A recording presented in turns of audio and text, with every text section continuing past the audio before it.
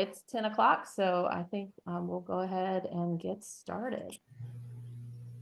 Well, thank you everybody for being here. I know most of you. If you don't know me, I'm Neil Ruth, the president of the Provincial Elders Conference.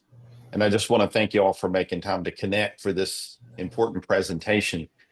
Why are we doing this? One of the things that we want to convey today is the importance of clarity and compliance and our effort to be a better support for you and your congregational organization. Back last summer, the Provincial Support Services Board, along with the PEC, began looking for a new chief financial officer as Robin Glantz retired.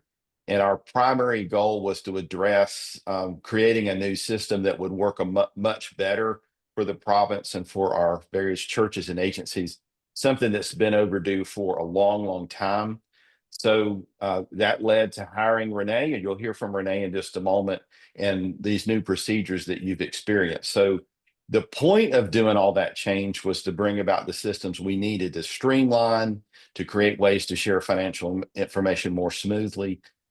The other reason is about compliance, and I think this is what's been confusing. What we were doing up through last summer was not completely compliant.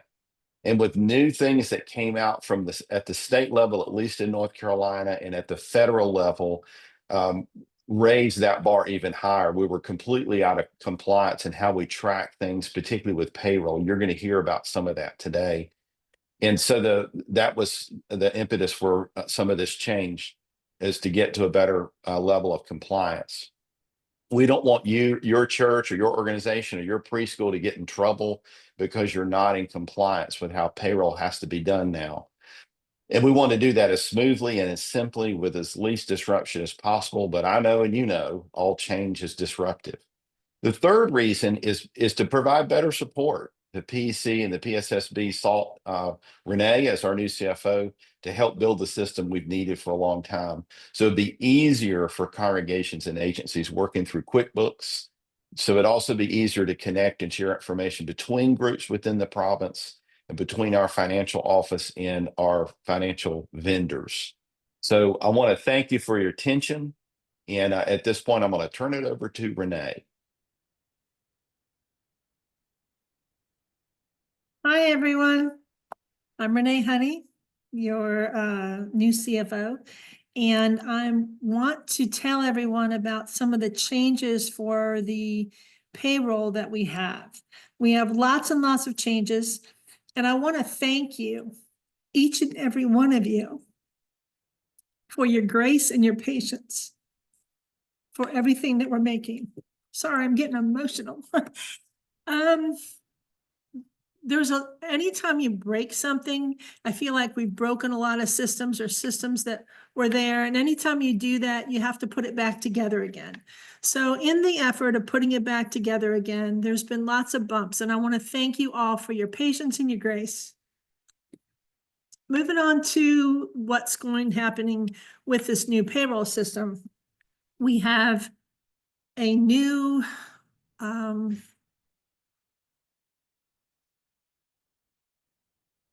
the new procedures that we have.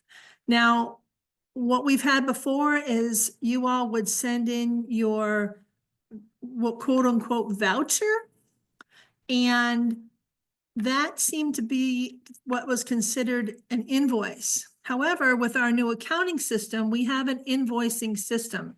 And with our new payroll system will now dictate what is invoiced. So, next slide. I wanted to talk about what is new. We've created a new standardized template spreadsheet. I'm not going to call it a voucher anymore. It's going to be a spreadsheet. And everyone will have the exact same one. And that same one will have a tab for every month of your payroll at the bottom of your sheet. So as you send us your payroll, everything for your entire year will be collected all at the same time. And when that all comes in, we have a program that will run it, that will put everything together for us so we can see everything together. So that's why we need everything to be standardized so that we can get the information easily and effectively so that we can respond to you more quickly. Those new templates will go out hopefully by the end of the week, if not sooner. And we will it'll have instructions on it. And if you need help with it, please feel free to email us at payroll and let us know so that we can make a plan. I want to do a video for you to kind of explain everything, and then you all can watch that. And if you have more questions, we are happy to help. Okay, we want this to be easier for you, not harder. The key thing to know about this payroll, I want to show you the payroll, what it kind of looks like. There we go. So it's going to look like that. Patty Payroll did this particular one, and you can see at the top, you can't see the tabs at the bottom, but that's okay. There's a tab for every month. This one happens to be for February, and everything in there is calculated. One of the things that I think you all are used to is going down and showing, okay, there's going to be a taxable amount, and that's going to be our Social Security. Well, with the new payroll system, we've discovered that a lot of things affect that Social Security, and I've set it up so that everything has an appropriate and proper bucket. All the things that you may not have been aware of prior to this is everything that affects it is going to be the HSA contributions, both from the church and from the employee. It's going to be the 403B contributions that the employee deducts or that the employer contributes. Every one of the insurances except the liability and life insurance affect that as well. And if an employee also pays additional insurances for their family that you may not know about, then that affects that Social Security rate as well. Not the rate, but the amount. So all of those things is what we're letting the payroll system calculate. Otherwise, we're calculating that for every single church, and there's 56 churches, 11 preschools, and more than 11 agencies. So there's multitudes and different caveats for every single one of you. So the payroll system needs to calculate that. One of the questions is, how come is it a few cents off? Well, it could be a few cents off because the new system calculates that Social Security for each individual person, not your whole total for your group. So that would have a difference as well. So what I'm asking is to, once you get this, to fill it out and use it as your payroll. Send it to us every month, even if you have a static payroll. There's some churches that their payroll doesn't change. Please send it to us. That is our documentation that says that's what you're expecting. You're expecting this to be this way, and it's what we can document. If we don't get that payroll back, we don't know if something's changed. And I don't want to guess. So this is going to be our documentation process. And again, when this all comes through, it will then go through a program. All of these spreadsheets will go through a program and put everything together. And then that should match our payroll at the end. So we know that we've got everything correct and that we know everything is tied out properly the way that it should be. Now, how are you going to get it to us? We've received PDFs printed out in the mail and all that kind of thing. We need the spreadsheet sent to us in digital format every single month. please, we don't want to accept any PDFs or printouts or anything like that, because it won't flow with our system and it won't help you in the long run. One of the things that happens is that when we receive this, we receive the payroll sheet, then it's going to go to payroll. Then payroll will implement it into our system, okay? And then once payroll is run, that's when we run the payroll and can create invoices for the payroll, because that's what's going to tell us your exact amount for your church or agency and what it needs to be.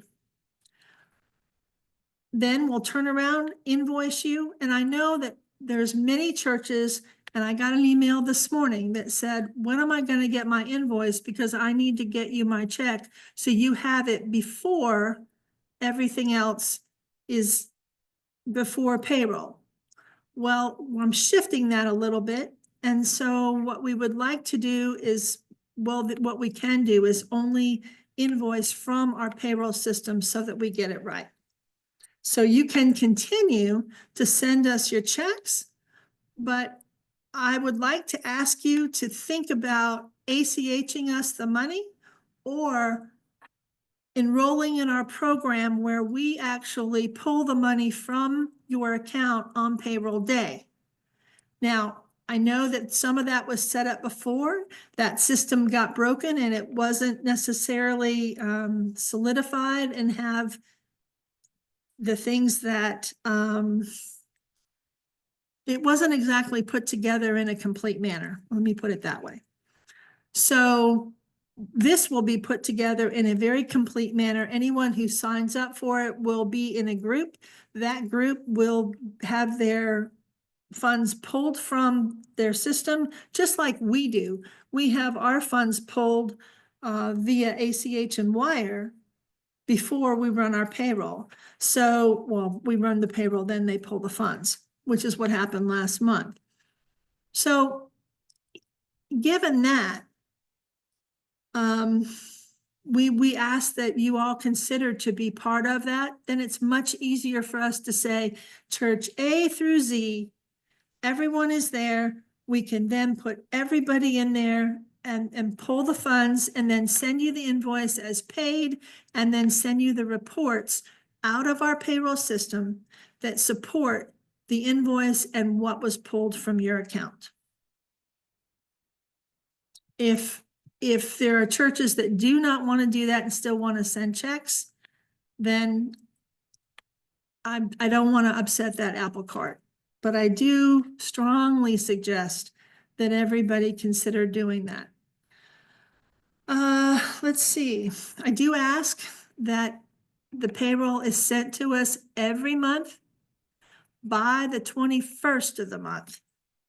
And that payroll is sent to payroll@mcsp.org, not to me, not to the payroll specialist, individually, because that breaks up where the information is, and it can make it hard to find.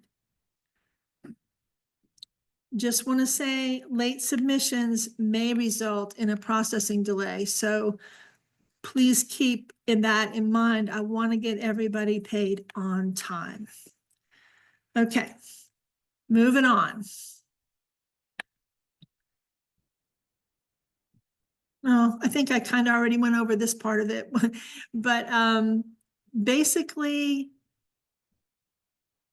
we talked about the new accounting system and the invoicing system, and I think you all have experienced that you're receiving the share invoices and the insurance invoices on the 1st of the month. And these invoices will be sent on the 28th of the month. And so what we're asking you not to do is we're trying to equate those invoices with the invoice numbers that we're creating. Prior to this, there was no invoicing system, so it was all done in spreadsheets and there was no number to equate to it. You all each have an individual account now, and I can actually run a statement for you to show this is what was invoiced, this is what was paid.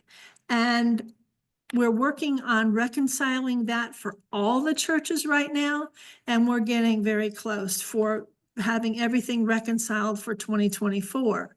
And as we move forward, we will keep that reconciled throughout every single month.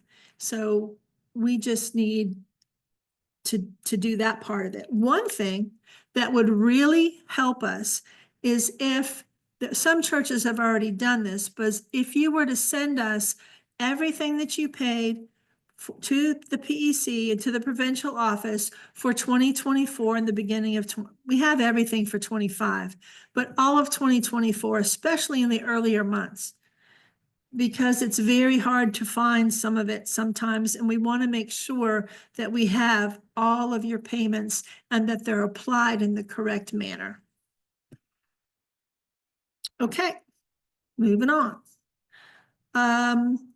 I know that some people have had some issues with TriNet and trying to get some questions answered. This is the employee support number. They are on Pacific Standard Time. So they run from 5 a.m., which is 8 a.m. on our time, to 5 p.m. Pacific Standard Time, which is 8 p.m. here. So 8 a.m. to 8 p.m. Eastern Standard Time.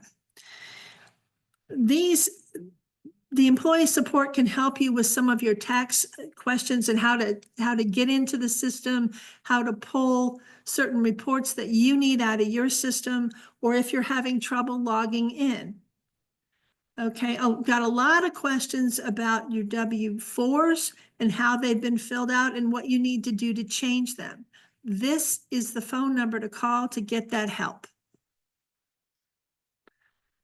Okay, moving on. I've got a lot of questions about why are we asking for hours and for rates? Because many agencies and churches have told me we have a standard salary and that's what we get every single month. But according to the Fair Labor Standards Act and the Department of Labor, every church, every employer needs to track their hours worked on a timesheet of some sort. So given that, we actually need to know how you came up with that salary that you pay your people every month. If you pay your organist $1,000 a month, we just need to know, how did you calculate it? How many hours a month do they work and what rate are you considering that for? I'm looking at a note here. It says they've never had to calculate it for a salaried person. Well, according to the law, according to the Fair Labor Standards Act, and according to the government, it is imperative that you have a timesheet for your employees. And that includes salaried, and the last position I was in that was salaried, I had to keep, and all of our engineers had to keep timesheets as well. So I just want you to make you aware of that we do need that, and that is a compliance issue. Okay? So if anyone has any questions about that, you can certainly, contact me, but pretty much this is the law, and I'm only trying to help all of you stay compliant so that there are no issues if we don't have those records, because we need them. And the new system you can use the new system to have people report their hours, especially if they're part-time. So many of our employees are part-time that they're salaried part-time. And that still means that we have to have, and they're non-exempt employees. So when they're non-exempt, that's where the requirement comes in. Even on an exempt employee, we should keep those hours. but that doesn't mean that they're eligible for overtime. So, those are the types of things that we look at, but we're really looking at part-time, non-exempt salaried employees as to needing to keep these records and keep everything compliant. Okay. I have some good news for you. Moving up. We have hired a new accounting and payroll specialist. Her name is Mariah Shelp, and she'll be starting next Monday. I'm going to ask you that you grant some grace to her as she learns the system and all about all of you and your needs. She comes from a very strong payroll background. She's worked with high volumes of payroll for a lot of charter schools, which have a lot of different caveats, much like ours. So I'm very excited to have her join the team, and I hope you'll help me welcome her when she joins next week. We will be doing lots of more, well, when I say lots of more, we'll be doing more informational videos. We'll be doing more trainings and things like that. Especially, there's a lot of groups of you that are different from the others. So one of the things that's different is preschools. Preschools are different. They handle things different. So we're going to have a special training just for the preschools and some of the ways that they can use the system differently than, say, the church that has 3 employees. So I just wanted to make you aware that this is just a general overview of some of the changes we've made and some of the things that are really important. Do we want to answer questions? Yeah, there's quite a few in here. So at the beginning, somebody had a question about what about retired folks in terms of payroll? What is it? What does that mean? Can you expand on what that was? You're retired but working for a church, is that your question?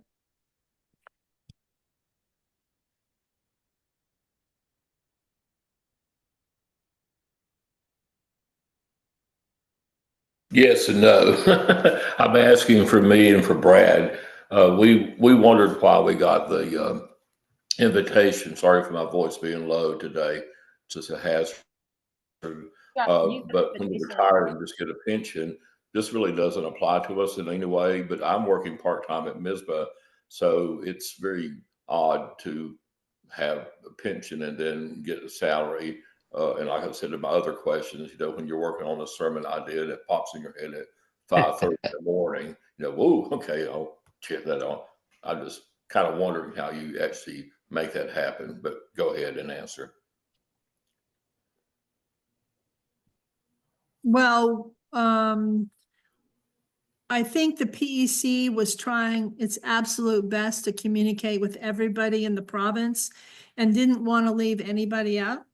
So my guess is that you got that invitation because we were trying to be more inclusive than exclusive. Okay. Cool. There's a question here about the example spreadsheet does not show pastor's housing allowance or 403B payments. No, okay. No, the sample does not show that because the original spreadsheet is too big to fit on the screen. But we do have housing allowance. We do have all the allowances in there, all the insurances, everything is there. And for the question. so not to worry, we're certainly calculating and capturing all the housing allowance for the pastors. And that'll be part of the tutorial so that they'll know how to input that in properly. Yes, absolutely. Okay. There's a question here. It's about they've received the invoices from the system, but they don't know what they're supposed to do with them. Megan, did you get your question answered, or is there more? What does that mean? I think this was right when you were talking about invoices, so that's what I'm checking to see if question was answered. No, I don't know what to do with them. I'd never had to do anything with an invoice for payroll before, and so all I did was submit the spreadsheet. People got paid, the end. So if I'm supposed to be doing something with those invoices, I need to know. This is Megan at the archives. Oh, okay. Well, Megan, we probably shouldn't be sending you, that doesn't apply to the archives. Because the archives are under the umbrella of the PEC. So I'll take a look at that. Thanks for letting me know. Okay, thank you. There's a question about our invoices duplicated. I can't hear you, Rebecca. Are invoices duplicated? Are they duplicated? Yeah. I don't know what that means. I guess there should not be a duplicate invoice sent. No. I mean, you might have received one twice because the system's kind of sensitive, and if you hit it, it will send it twice. But generally, the invoice numbers are individualized for that particular invoice. Okay. It appears sometimes that an invoice is changed or altered and then resent as a different number without a credit and a positive. Is that possible? Oh, it's possible. If that happens, can you just send us an email and saying, hey, why did this happen? This is what I got. It shouldn't happen in the future. We're trying, what was happening is things weren't being done correctly and we were fixing them. So now these invoices need to be static and for what they're doing. As we were trying to get the system going and seeing what it was doing and what it could do and what it couldn't do, that could have happened. But certainly we would know if you had paid it and you could say, hey, we wrote this check and it was for this. What happened? What happened? We will be able to answer that for you. Did that answer your question? Yes. Okay. This question is, when someone gets a 1099 for doing supply work at a church, does that need to go through the TriNet system? Rebecca, I can barely hear you.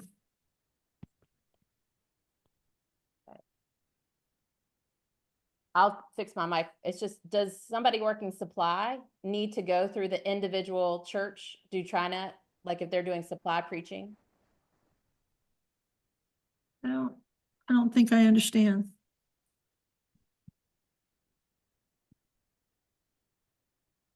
My guess is this a 1099 question, 1099 supply versus W-2 employee?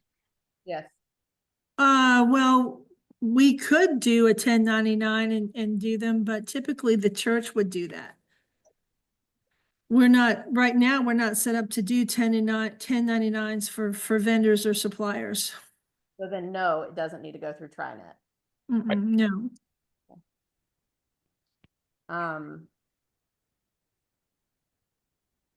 Clarification, should they contact TriNet for adjustments to withholding? What kind of adjustments to withholding? Yes, I need to, my federal withholding was not correct on the January pay cycle, and I need to adjust that to be corrected. Who should I contact about that? Well, first of all, when you say it wasn't correct, are you saying it wasn't what it used to be? It was way under withheld. Okay. So I need to get that corrected and rather quickly. Okay. So let me just share with you how that might have happened. So in TriNet, you set up a W-4 for your federal taxes. If you didn't add an additional amount at the bottom to be, or if you put in more deductions or dependents on your W-2, on your W-4, then it would have calculated less federal tax. TriNet cannot go back and change a prior amount. Okay, you can only add to the next amount. So what you need to do is contact TriNet to figure out what's in your W-4. I would suggest going into your personal profile, look in your W-4 and see what's there, and then add or make the changes that you need to make. So We that, cannot do it for you, just to let you. I'm not, that was what I'm seeking clarification for was who can make that change. So you're saying to go into my account at TriNet and make the Yes. adjustments there. All right. Thank Yes, and if you need help to how to navigate that, you can call that number and they can help you with it. Great. Thank you. But yeah,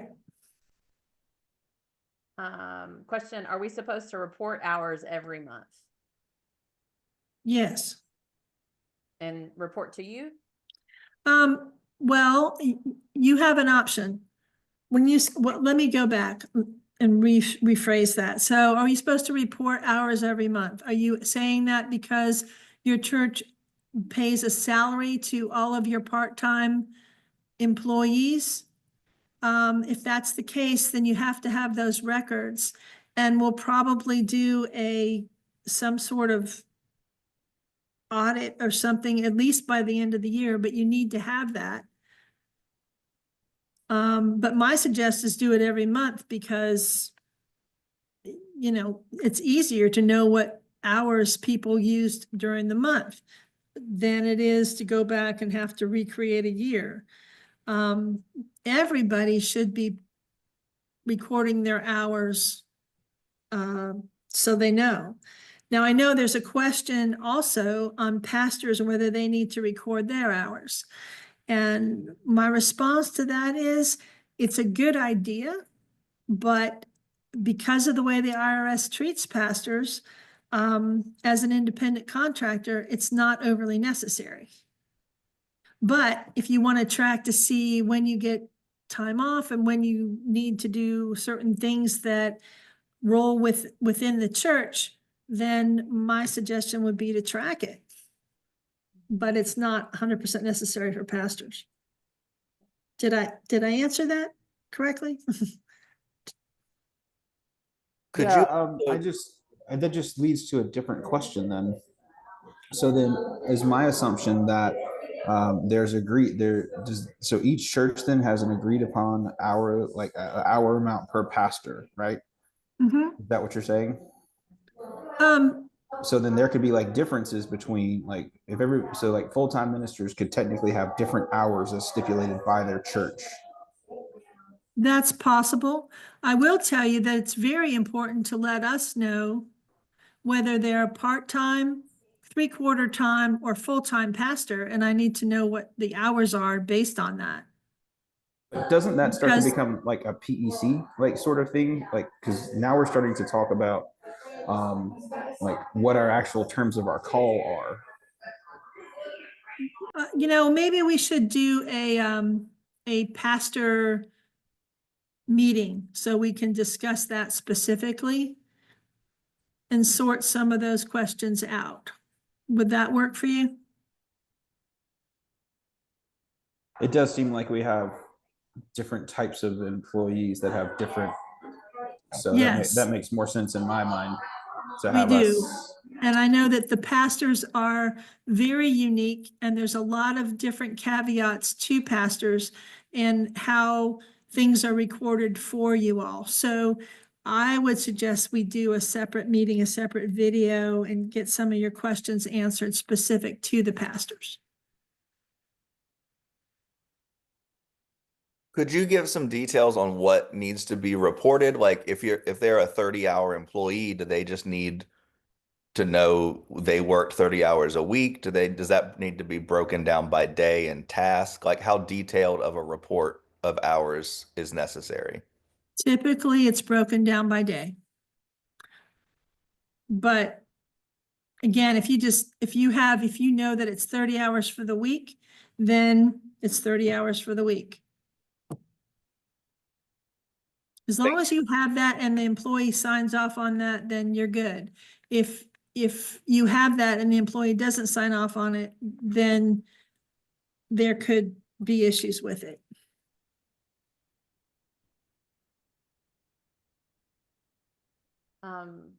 Next question down here is from Angela. Does PTO and sick leave need to be logged into TriNet or just recorded within house? We will be setting up the PTO and sick time in TriNet. We haven't done it yet. Those changes are coming, and that's kind of through our new HR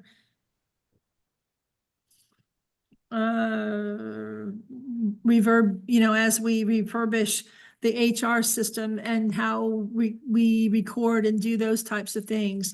We're actually in the process of rewriting our employee manual, and that will have a lot to do with how PTO is recorded. But yes, the system will record PTO, and it is an excellent idea to have all of that set up in there, but it is a whole separate module that PTO is there, because it's a great system in there that they can ask for that time off and record it, and it would flow through to your payroll.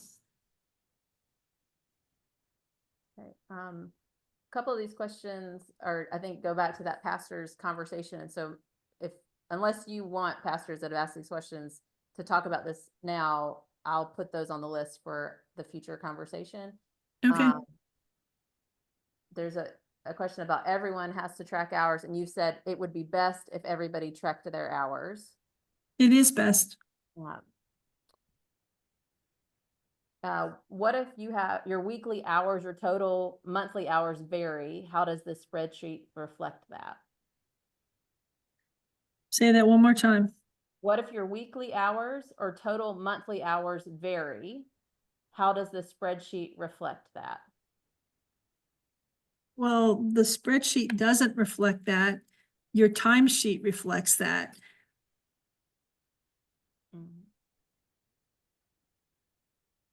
Janet, do you want to add to your question?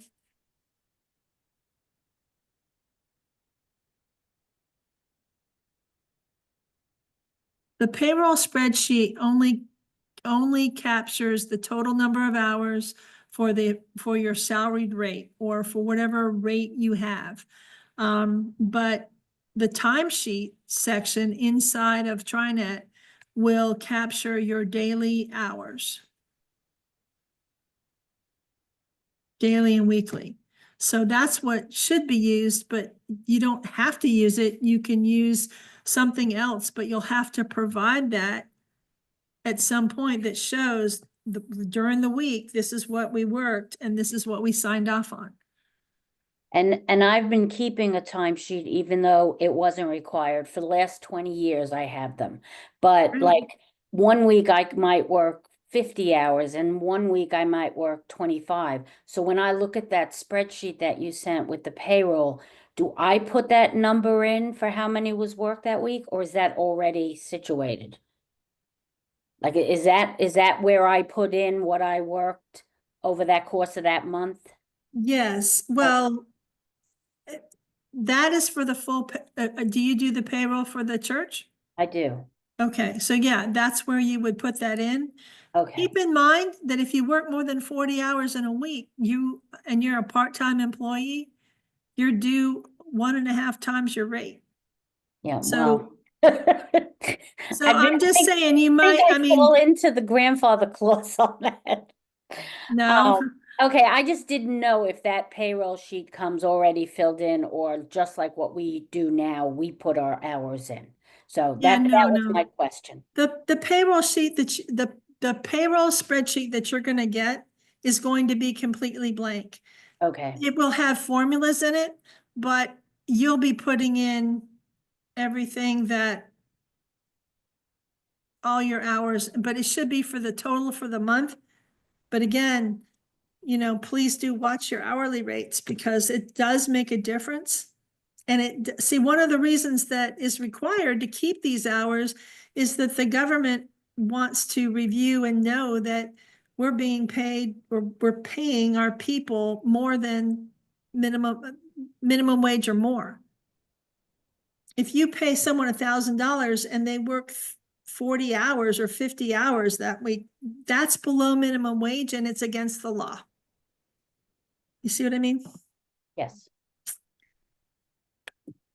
Is there a Thank you. timesheet template for part-time salaried people to complete their hours, or should they just check on their own spreadsheet?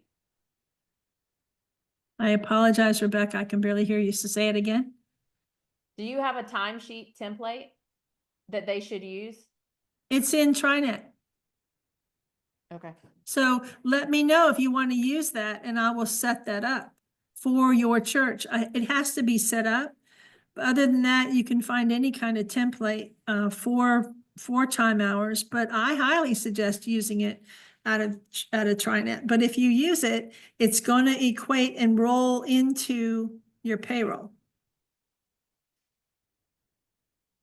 Question from Katie Smith. If insurance is included on the payroll spreadsheet, why will a separate invoice be sent on the first for insurance? Because we don't invoice, we only invoice for payroll. Those payroll spreadsheets are not invoices.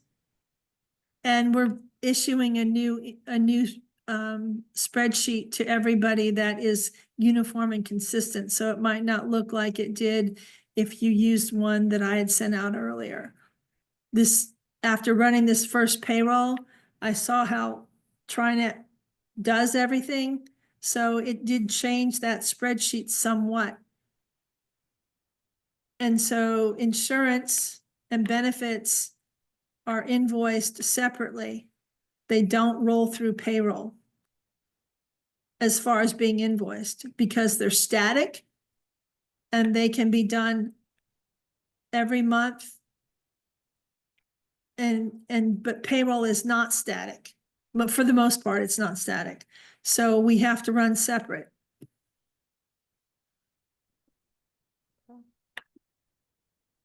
Angelica asked, what about specialized ministries? Can you tell us more about your question, Angelica? Good morning. Yeah, so like in my case that I'm under board mission, do I need to keep up the hours of both since, I just get paid through PEC? No, you can get with me on that. I understand exactly what you're asking. So get with me on that, Angelica, okay? Okay, thanks. Scarlett says, my January paycheck had an hourly rate, but she's exempt. As a Christian educator, do we still keep up our total hours worked? Okay, so the answer is, well, I need more information. So when you say you're exempt, do you work more than 40 or more hours a week? Oh, yes. Do you work? Okay. So so what determines that you're exempt? Well, let's see. My understanding is the law is you have to have so many people working under you, which I do. In the summer, I mean, I will average, I don't know, at least 8 to 10 hours a day, 7 days a week, with lots of people under me. And so my understanding is that I am, number one, well, plus I am a certified Christian educator. And so at least that's my understanding. So Okay, well, that does sound like you're an exempt employee. So the answer is, again, I would highly suggest keeping track of your time just so you have it, but it is not mandatory. okay. Thank you.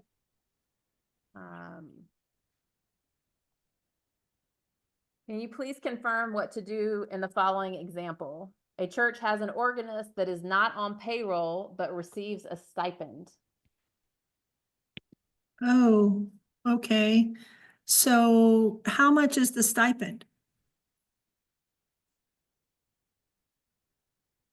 What, a week?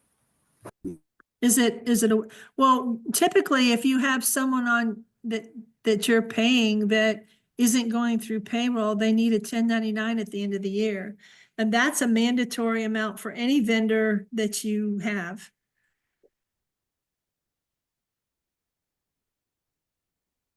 I heard this from another church that told me that they were giving the pastor their Social Security allowance outside of their payroll. That's not something you should do. Anyone who has any kind of stipend or anything like that should run it through payroll. But if you're paying someone specifically separate outside of payroll and you're paying them, I don't know, $1,000 a month, if you're paying them more than $600 a year, they, by law, need to have a 1099 and you all need to produce that for them.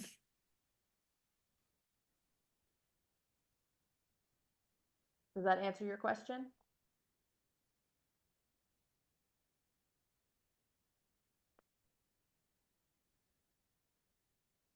Yes, thank you. Is it up to the individual church how they choose to track an employee's timesheet? For example, using an Excel spreadsheet or TriNet? If a spreadsheet is allowed, can timesheets be archived locally at the church office in case they are ever needed?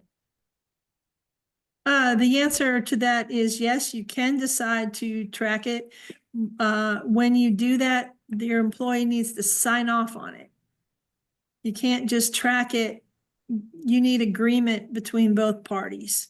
So if you say, my employee worked and you're tracking it for them, they need to sign off on it. And then should they keep it locally at the church? They can, but be aware that we will ask for it by the end of the year to see that everything is in compliance. The reason for that is because all the churches are under our payroll umbrella, we need to know that all the churches are in compliance as well. Because everything is under the Southern Province EIN number. So we will need to know and have proof thereof that everything is in compliance. A question here about how to update direct deposit information for employees. Do they do that by coming to this office or is there an online process? No, you need to go into your TriNet profile, and there is banking information in there, and you need to update it inside of your profile. If you need help with that, you can use the phone number that I provided earlier, and they can walk you through it. Okay. Linda, I feel like your question about tracking 15 to 20 minutes in a consultation with a death in the middle of the night might fall under that pastor's conversation. Does that work for you?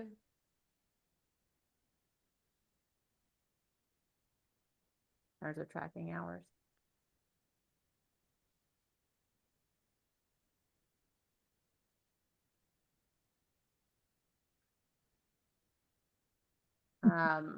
Phyllis has a question. Are all employees required to sign off on their time worked now? They should. That's what a timesheet is. The employee does the timesheet.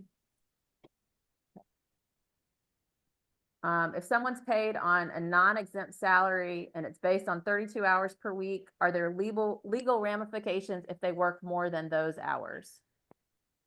No, only if they work more than 40.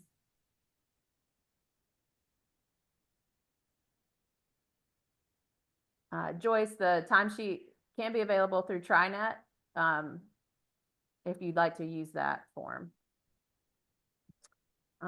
What constitutes an employee signature? Physical signing of a document or a digital signature? Either, as long as you can prove the digital is theirs.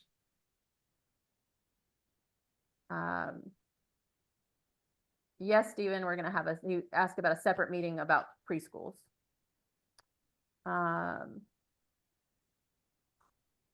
Zach wanted to know if we're going to talk about retirement.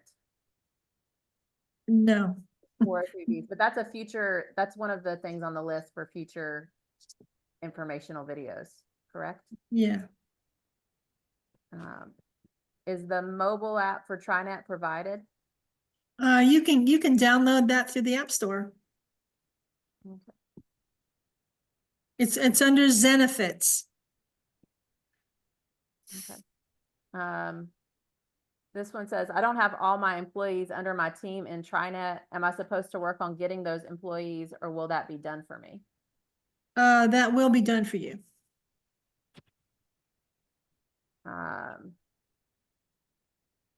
At Union Cross, they have employees that work at the thrift store. Each employee has a time card which they record their hours worked with in each month. The employee signs the card and the store manager approves by signature. The time card is submitted to the treasurer. This is then what will be recorded and submitted on the spreadsheet. Is that the correct procedure? Yes, that's fine. Can you please confirm what to do in the, oh, this is the stipend question. Why do salary employees need to record hours? I think we've covered that. So that is one of the changes that is suggested. For musicians, does rehearsal time count for hours worked or just performance worship hours?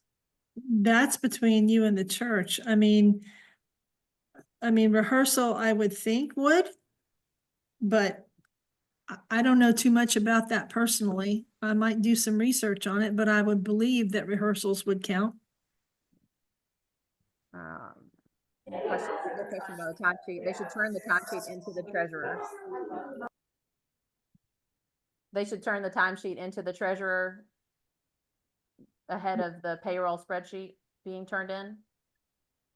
Yes, I mean, I'm assuming if the treasurer is turning in payroll by the 21st, the end of the payroll period is on the 20th of the month. So everything needs to be turned in and then to the treasurer, whoever does your payroll, and then it needs to be sent to us by the end of the 21st.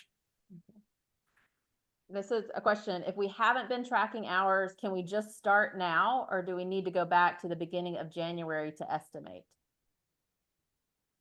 If it were me, I would go back and estimate so that you have a full year. But starting now is not going to be a terrible thing. And again, we have a system that will track this for you if you want to use it. I'm not mandating that you use it, but it will do it for you. So at the end of the year, will they be mailing all of the timesheets to you? To payroll. To payroll. And then just for clarity, timesheets can be tracked in hourly buckets versus actual hours. What does that mean? I think instead of like 15 to 20-minute increments. But yes, we'll clarify. Yes, I mean, if you don't pay, it depends on how you pay them, but yes, you can track them in hourly buckets. Unless you have an hourly employee if this is an hourly employee that gets paid by the hour, then you need to track it in certain areas, whether it's 15-minute buckets or what have you. Can all employees be tracked on one timesheet as long as each employee has an individual signature line?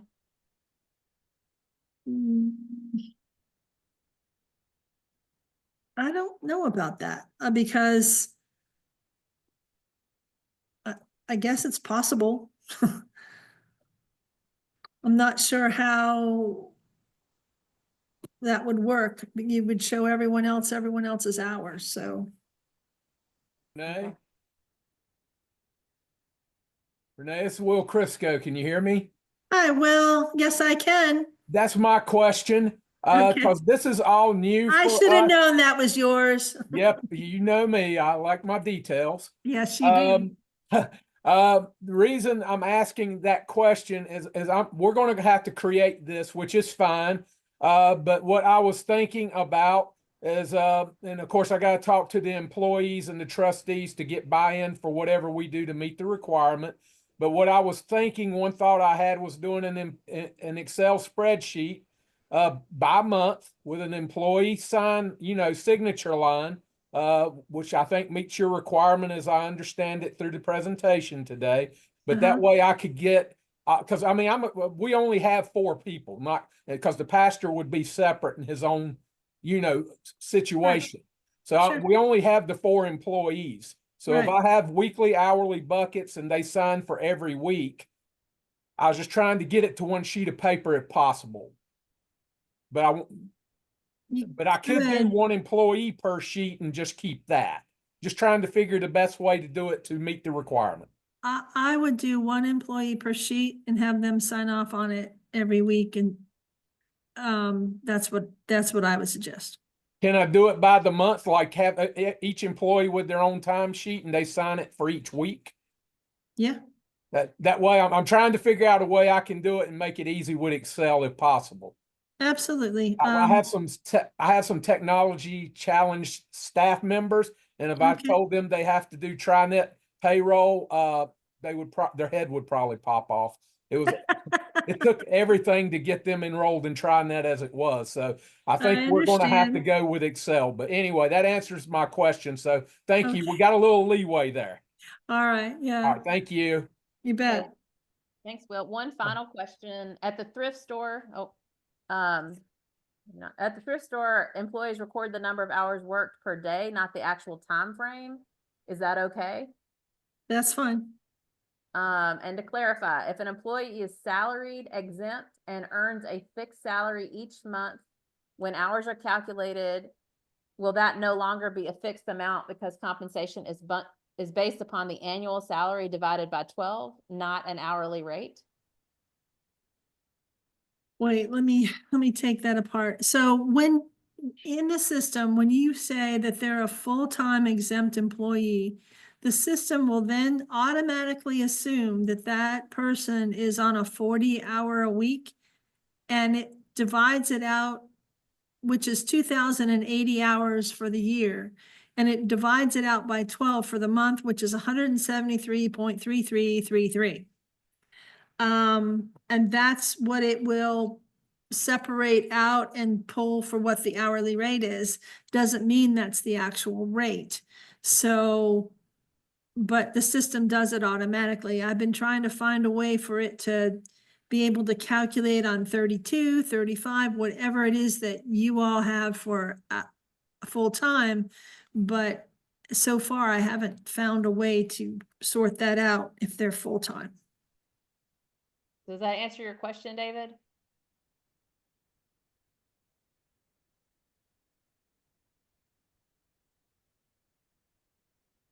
Thank you. David, I have your paper signed. And then would an organist or music director be exempt as they are ministry based?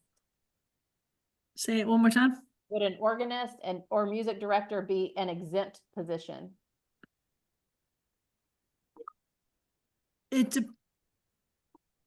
Are they full-time? You have a full-time organist? Typically, if people don't report to them and they don't make decisions for the church, then they're not considered exempt. And if they're part-time, they're not considered exempt.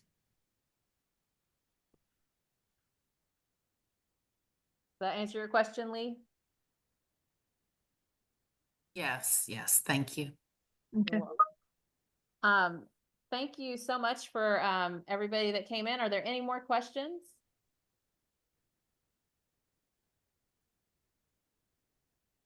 All right. Neil? Just want to once again thank everybody for being with us today. We appreciate you making time for this. As mentioned earlier, we'll try to do this about once a month where we're focused on some particular topic. If you're able to attend, that's wonderful. We'll make them all available like we are today. We're recording this so you can look at it at your convenience or go back and review it at your convenience. We know change is not convenient or easy, and please accept our apology from the PEC and the PSSB for the disruption of our new systems, particularly payroll. However, I invite you to be a partner in the change to a better functioning and better operations of our province and of your ministry. Make every effort to join us in clarity, compliance, and support for one another. Thanks for being with us today. We appreciate you. All right. Thank you. There were a couple extra questions. We will follow up by email. Thank you so much, everybody. You have a great day.